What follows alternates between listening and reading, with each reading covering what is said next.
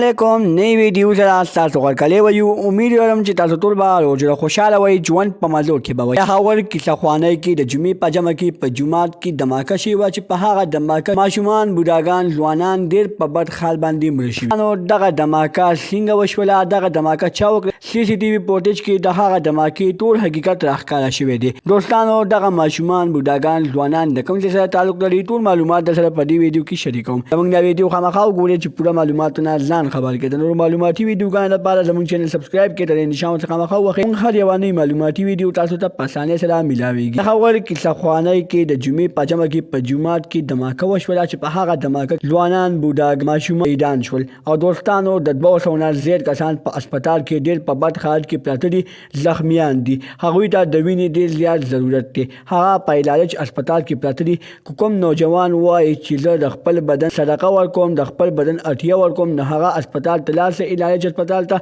او هغه مریضانو له وینه ورکوي دوستانو ځکه چې هغه مریضانو ته نن سبا د وینې ضرورت دی او هغه مریضان په هسپتال کې ډېر په بد حالت کې پراته دي په دوی باندې ډېره سخته تېره شوې ده اولې په دنده په جومات کې ډزې کړي دي او بیا د هغه ډزو نه بعد دوی ډېر په بد حالت باندې ویشتي دي او بیا یې خودکش حمله کړې ده